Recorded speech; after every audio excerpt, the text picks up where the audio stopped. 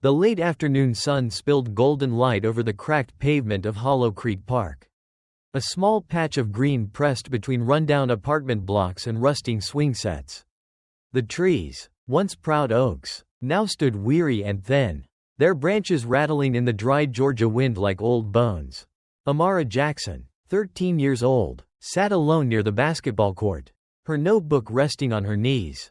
Her pencil danced lightly across the page, sketching the neighborhood she'd lived in all her life, the corner store, the stoop outside Mrs. Caldwell's building, and the park bench her grandmother used to sit on, knitting in the mornings. She wore a faded yellow hoodie 2 sizes too big and scuffed sneakers. Her dark curls were pulled into a bun, and her eyes, wide and warm like honey, darted up every so often to study the details of her drawing. The park was nearly empty.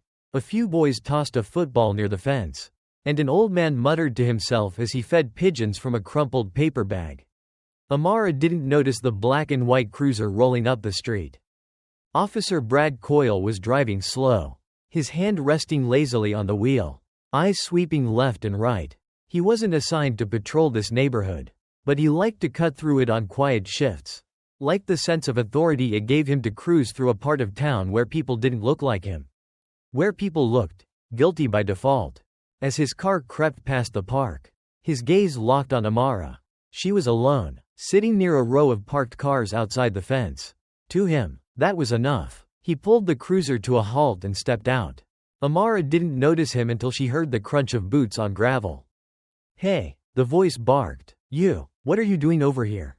Startled, she looked up. "I'm just drawing," she said quietly, holding up her notebook like a peace offering.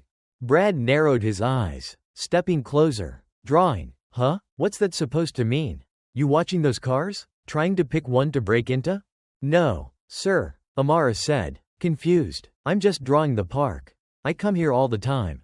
He snatched the notebook from her hands and flipped through it.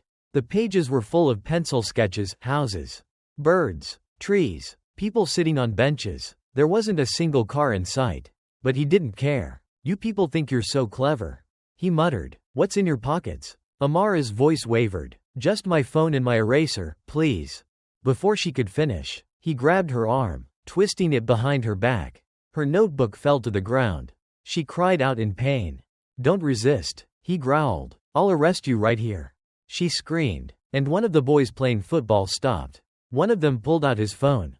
Brad shoved her against the fence, patting her down roughly. "You wanna mess around? You wanna play thug? I didn't do anything," she sobbed. "I didn't. I'll decide that." People began to gather. A young woman shouted, "You're hurting her. She's a kid. Back off," Brad warned, hand on his holster. But the phone kept recording. After a few minutes, realizing there was nothing to arrest her for and too many eyes on him, he let go of her and muttered, "Get outta here before I change my mind." Amara collapsed to her knees, tears streaming down her face, clutching her shoulder. The notebook lay torn beside her. The video would be uploaded within the hour. Amara's grandmother, Ruth Jackson, received the call at home just after 6. Her hands trembled as she dropped the receiver. When she arrived at the precinct, Amara sat alone on a hard bench in the corner, her eyes red and puffy. Her hoodie was torn at the shoulder where Brad had yanked it. Ruth rushed to her, gathering the girl into her arms. Officer Brad stood across the room, leaning on the desk with a smug grin. He looked down at the frail old woman with cold detachment. "This your granddaughter?" he said. "Oughta teach her not to loiter. This isn't a playground for gangbangers." Ruth looked up slowly, eyes narrowing. "She's 13, she said, and she was drawing in a notebook. She was near vehicles. That's called suspicion," Brad said with a shrug. "I call it harassment." He snorted. "I call it doing my job." Ruth held Amara tighter and said nothing. Not yet. Outside the station, the crowd was already growing. The video had reached social media, and public outcry had begun to simmer. But inside, the officers dismissed it with scoffs. "That girl's lucky I didn't charge her," Brad muttered to a colleague. "Kids like that think they're untouchable. Someone's gotta put him in place." What he didn't know, what he couldn't possibly imagine, was who Ruth Jackson truly was. By morning, the video had amassed over 2 million views. Hashtags like #JusticeForAmara and #ColorOfFear trended nationally. Civil rights advocates condemned the incident. Parents posted their outrage. Artists shared drawings of Amara. Fists raised in protest. On TV, local law enforcement claimed they were reviewing the situation.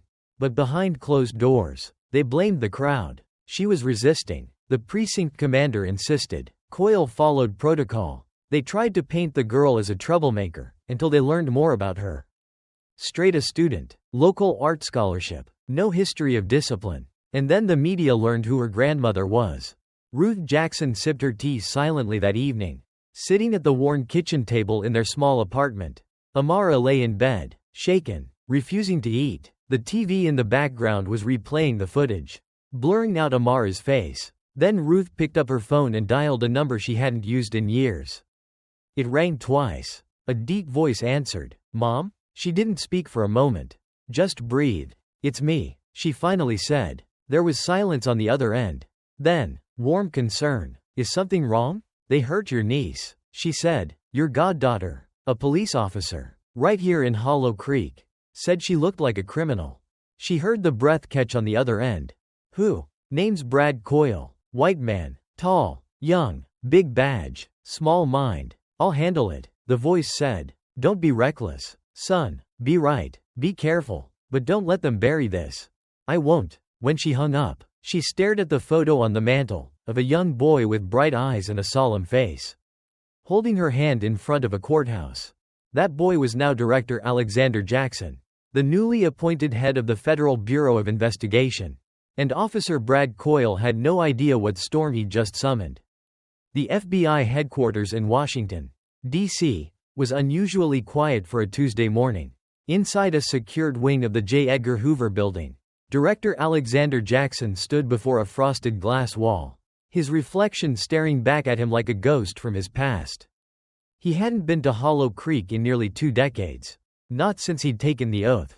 Not since he'd vowed that justice would not be a word whispered in desperation but a force that roared like thunder. But the past had come knocking.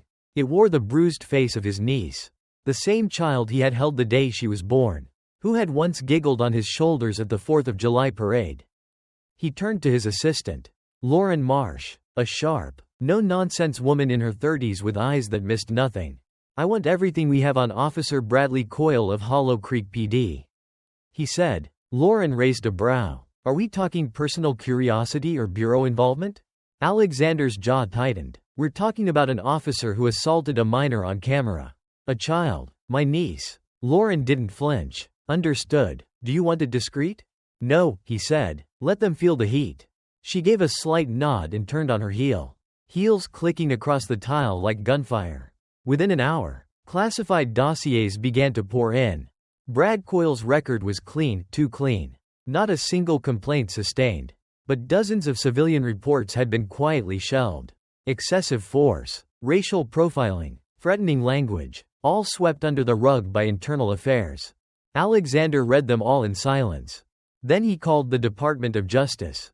In Hollow Creek, Officer Brad Coyle sat in the station lounge, sipping bitter coffee and scrolling through the news on his phone. His jaw clenched at the footage still circulating online. Some liberal news anchor was calling him a symbol of systemic racism. Protesters had begun gathering outside City Hall with signs and megaphones. "This is getting out of hand," he muttered. His partner, Mason Trent, chuckled. "Relax, Brad. It'll blow over. Always does. One bad press cycle and it's yesterday's news." Brad shook his head. "Not this time. I got a feeling. Dude, we've dealt with worse. The Chiefs got your back. Hell, half the town agrees with you." "Yeah," Brad said, though his eyes were twitching toward the precinct doors. "Still, I don't like it. It's the kid's family. They're not just nobody." "You worried about the grandma?" Mason laughed. "She looks like she belongs in a nursing home, not a courtroom." Brad didn't respond. He was thinking about the way she'd stared at him, not with fear, but with fury, like she knew something he didn't. Later that afternoon, the mayor's office received a sealed federal envelope. The DOJ had opened a civil rights investigation. By evening, Amara's story had reached every major network. News vans lined the street outside the Jackson home, their antennas poking into the sky like vultures on rooftops. Ruth drew the curtains tight, keeping the world at bay. She sat beside Amara's bed, stroking her hair gently. "You okay, baby?" she asked softly. Amara nodded, though her eyes were distant. "Why did he hate me?" "He doesn't know how to see you right," Ruth said. "Some people look at your skin and decide who you are before you open your mouth. But you don't carry their hate. You rise above it." "I didn't do anything wrong," Amara whispered. "I was just drawing." "I know, baby. And the world saw that. And now, so will the people who can do something about it." She kissed Amara's forehead, stood, and walked to the window. Peeking through the blinds, protesters stood with signs that read, "Protect Black Children," "Justice for Amara," and "End Qualified Immunity." It gave her strength. She hadn't told Amara that Alexander was coming home. She hadn't told anyone. The following morning, Director Jackson arrived in Hollow Creek unannounced. No security detail. No press. He wore plain slacks and a blue dress shirt. Sleeves rolled to the elbow. The only thing that hinted at his power was the badge in his wallet. He walked the familiar streets slowly. Past the corner store with broken blinds. Past the school bus stop where he used to wait with Ruth holding his hand. The streets hadn't changed, but something in the air had, like the town was holding its breath. He found his mother waiting on the porch.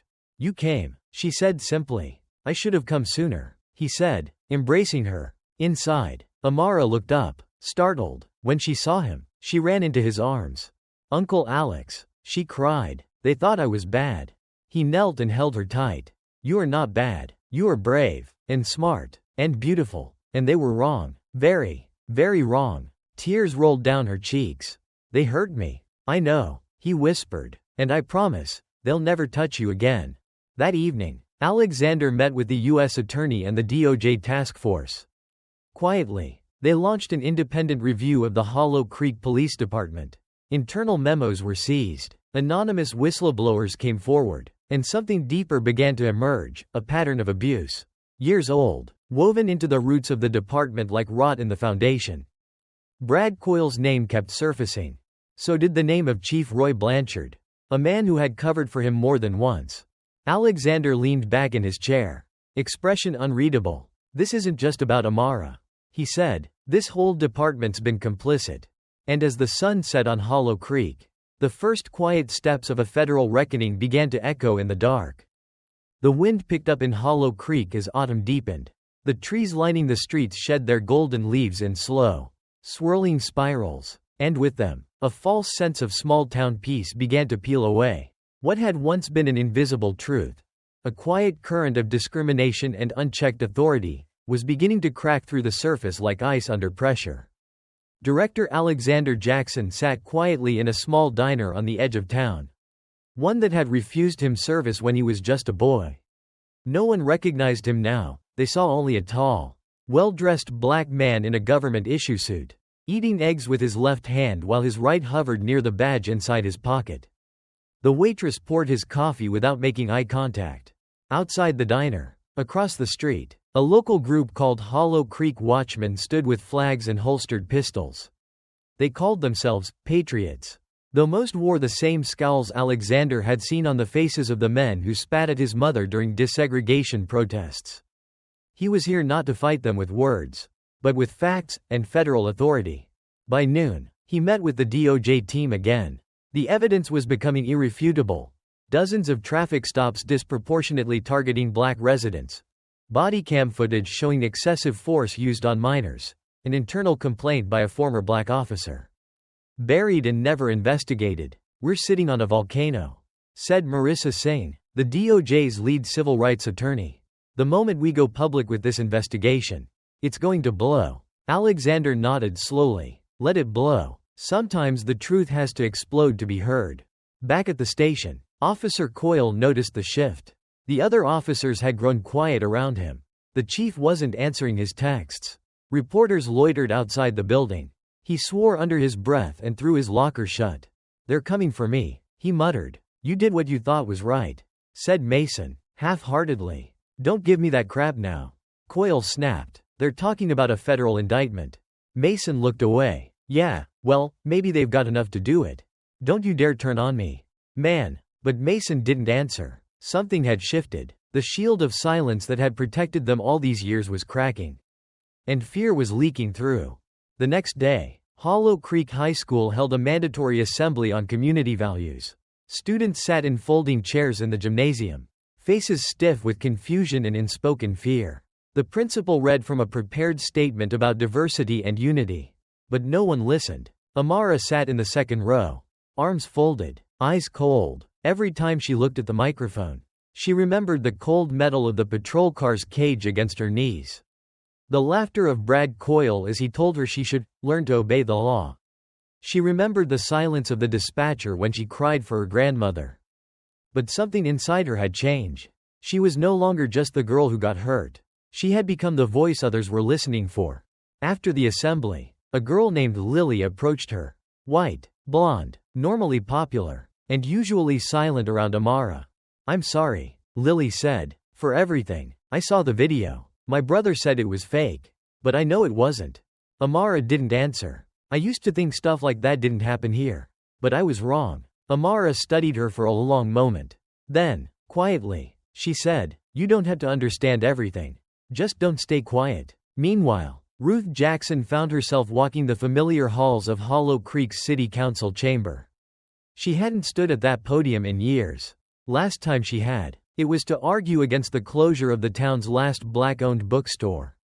No one had listened. This time, they had no choice. The chamber was packed, reporters, residents, lawyers, even a few state legislators. The mayor sat pale and sweating under the glare of the news cameras. Chief Blanchard sat beside him, his arms crossed. Ruth stepped up to the microphone and placed her notes on the podium. Then, looking up, she let her voice rise through the rafters like a church bell. "My name is Ruth Jackson. I am 71 years old. I have lived in this town all my life. And for every single one of those years, I have watched black children suffer under the lie that this place is safe." A murmur moved through the room. "2 weeks ago, your officer attacked my granddaughter. Not because she did something wrong, but because he assumed she would. Because that's what he's been trained to do. Because that's what this town has allowed."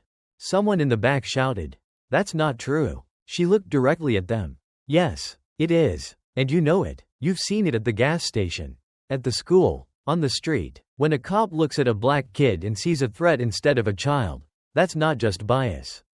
That's violence waiting to happen." Her voice didn't shake, not once. "My granddaughter won't grow up thinking she has to survive her skin. Not anymore. And neither will anyone else's child, because this time, we fight back." She stepped away. The room was dead silent. Then someone began to clap. By the time she sat back down, half the chamber was on its feet. 2 days later, a federal grand jury was convened. Brad Coyle was called to testify. He showed up in a wrinkled shirt, sweat blooming under his arms. As he sat down in the witness chair, his mouth was dry. Across the room, he saw Alexander Jackson sitting with a straight back and calm eyes. The power in the room had shifted.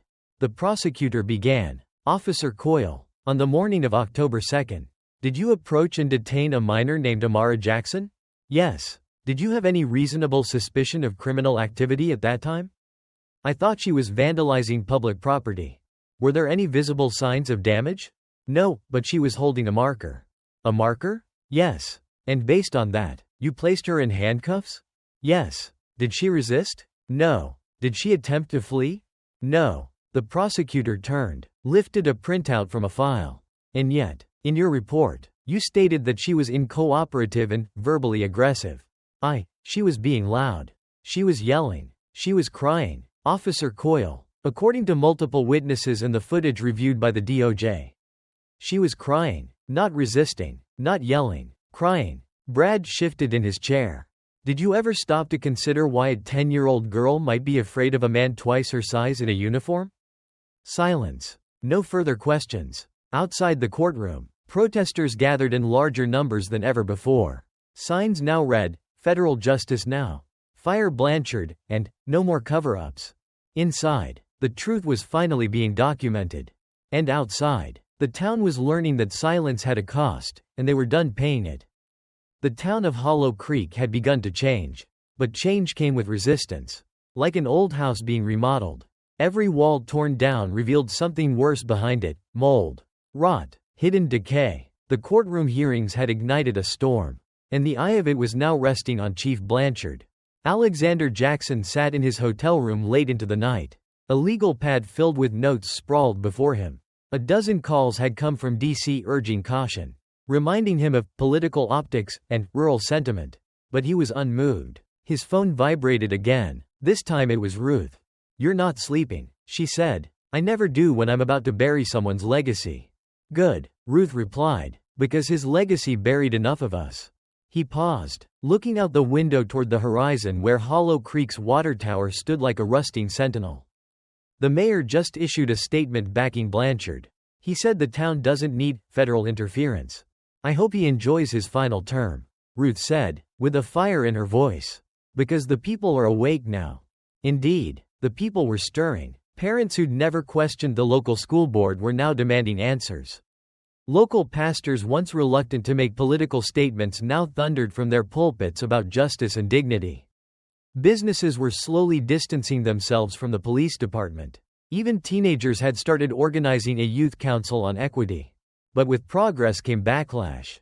On the night of October 18th, Ruth's house was vandalized. Spray paint scrawled across her porch, "Snitch family," and "Keep your mouth shut."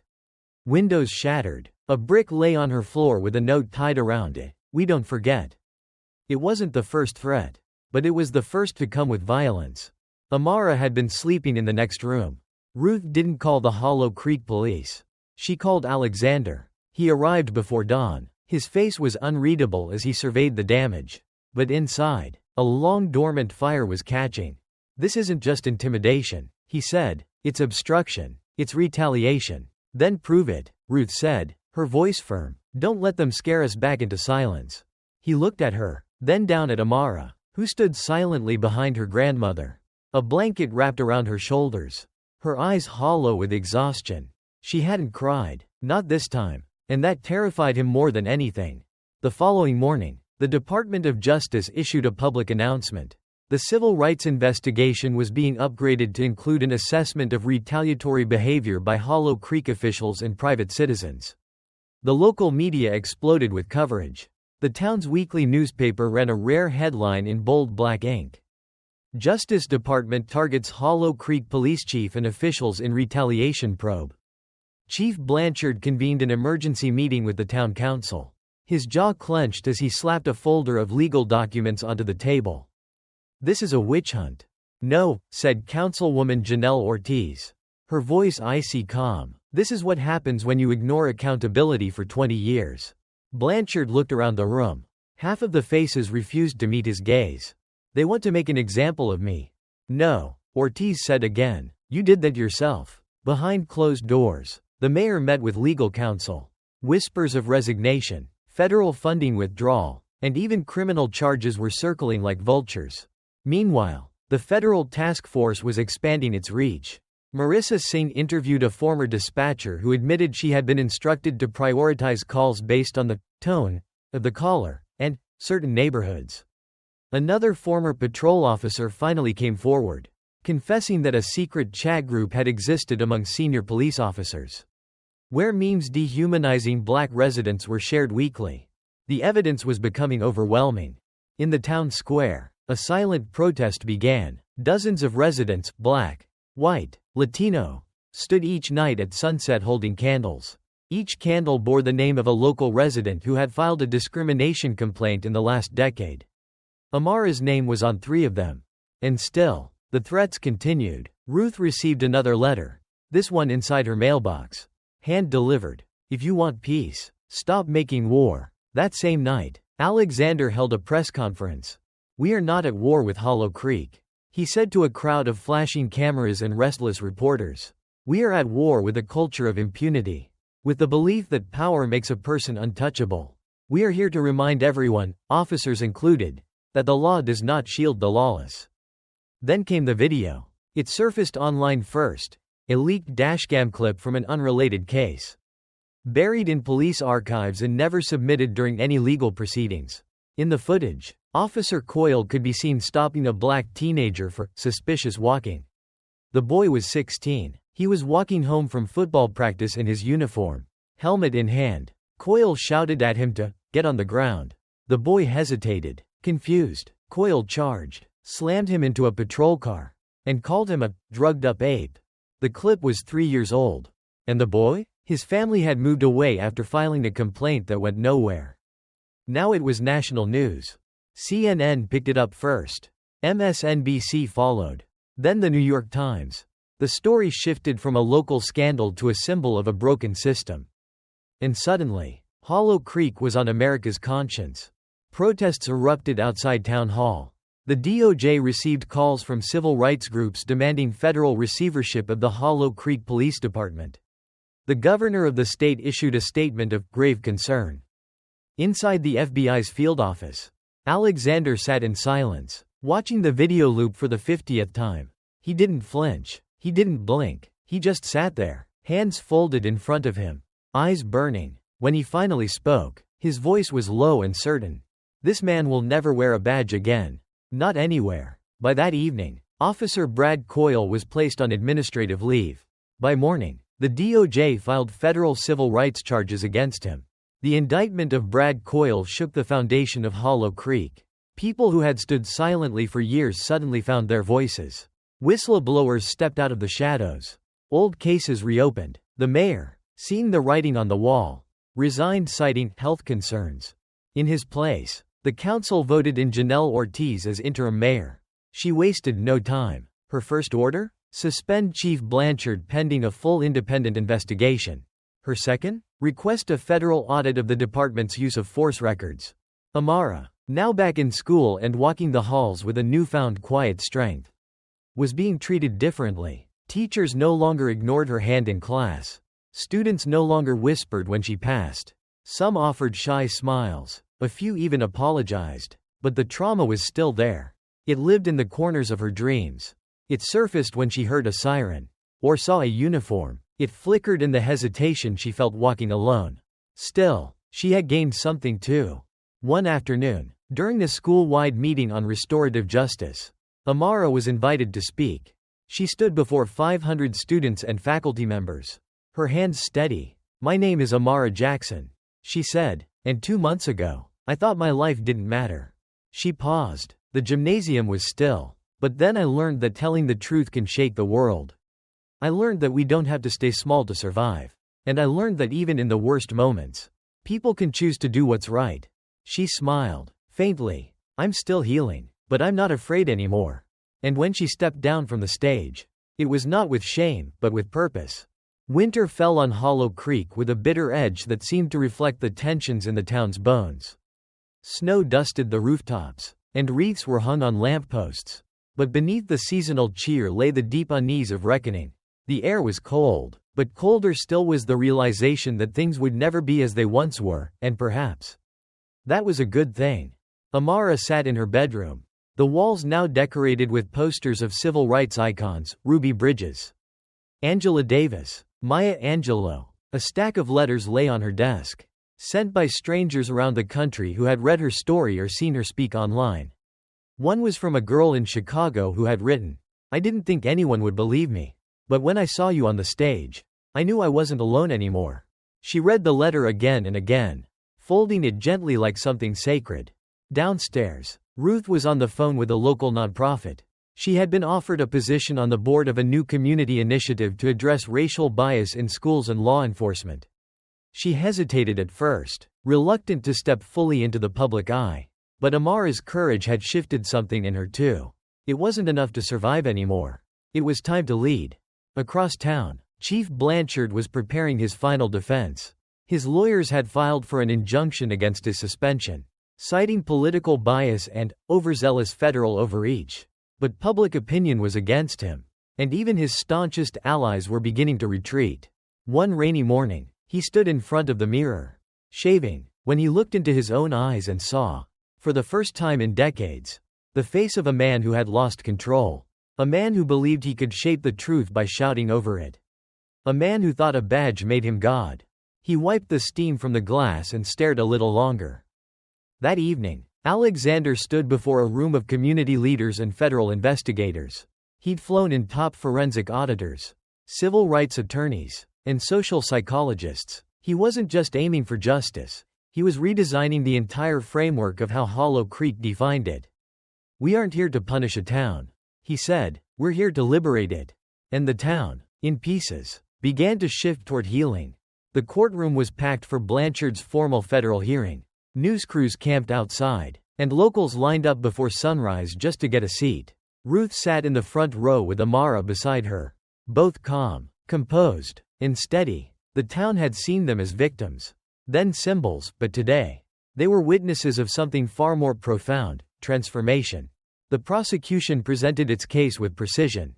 They laid out years of internal memos, complaint files buried or discarded, dashcam footage either deleted or suppressed, and patterns of disproportionate stops, arrests, and brutality against Black and Latino residents. They had expert witnesses explain systemic bias and statisticians outline the demographic disproportions. When it came time to speak, Alexander Jackson didn't raise his voice. He didn't need to. Power without accountability, he said, walking before the jury, is the oldest poison in America. And we've seen what it does, over and over again. What happened to Amara Jackson was not an accident. It was the outcome of a system allowed to rot. Blanchard's defense team tried to redirect, citing his years of service, commendations, the pressures of policing, but even their arguments seemed hollow. When Ruth took the stand, she did not cry. She told them about that day in the park, about the moment her granddaughter was thrown to the ground like garbage, about the sound of her voice calling for help that never came. I've buried too many tears in this town, she said, but I won't bury my truth. Then Amara spoke. The courtroom was silent. I used to think being good would keep me safe, she began. I thought if I followed rules, smiled, stayed quiet, that people like him, she glanced at Blanchard, would leave me alone. She paused, hands trembling slightly. But I learned something that day. That justice doesn't come from being quiet. It comes from refusing to be invisible. Her words struck like a bell, ringing through the chamber, echoing in the hearts of those who heard them. Blanchard never once looked her in the eye. The jury deliberated for only 6 hours. When the verdict came, the town held its breath. Guilty, on all counts.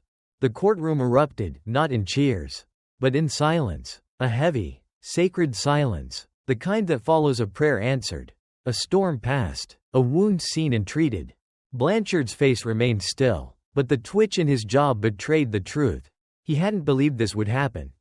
He thought the system would protect him, as it always had, but the system had changed. Or maybe, for once, it had simply worked as it was meant to. Outside, reporters scrambled for quotes, but Ruth and Amara said nothing. They simply walked to their car, hand in hand, as snow began to fall gently around them. In the following weeks, new programs emerged. The Hollow Creek Police Department was placed under federal oversight. A civilian review board, led by Janelle Ortiz, was formed to evaluate misconduct claims. The high school implemented a diversity curriculum co-written by students and teachers. And Amara helped shape it. Ruth was honored by the state for her role in advancing civil rights and community healing. But when asked to speak at the ceremony, she said only this: I didn't do anything special. I just refused to forget. Alexander returned to D.C., but not before visiting the park bench where it all began. He sat there for a long time, watching the wind ripple through bare trees, the sky heavy with snow. Justice wasn't a victory, it was a process, and the process would go on. Years passed. Hollow Creek changed. The police department became a model for reform, studied by universities and emulated in other small towns. Officers were required to undergo regular training in cultural competency and bias. The dash cams stayed on. Complaints were reviewed promptly, and recruitment shifted to reflect the community itself. Amara grew into a young woman of fierce conviction. She graduated at the top of her class, then went on to study law. At her college graduation, she gave the valedictory address. When I was 12, I thought the law was something that happened to people like me, she said. Now, I know the law can also be something we shape, something we wield. With courage, Ruth lived to see her granddaughter speak at the United Nations as a youth advocate for justice reform. And Alexander? He eventually retired, quietly, respectfully, but he never stopped mentoring young attorneys of color, reminding them that every case mattered. Every voice could shift a nation. Blanchard served his sentence in a federal prison not far from Hollow Creek. He applied for early release after 3 years. It was denied. He watched, From a TV in his cell. As Amara Jackson appeared on national news discussing the future of policing in America. He turned the volume down. Outside, the snow fell again. The town had remembered its pain, but also its promise. And in that, there was hope.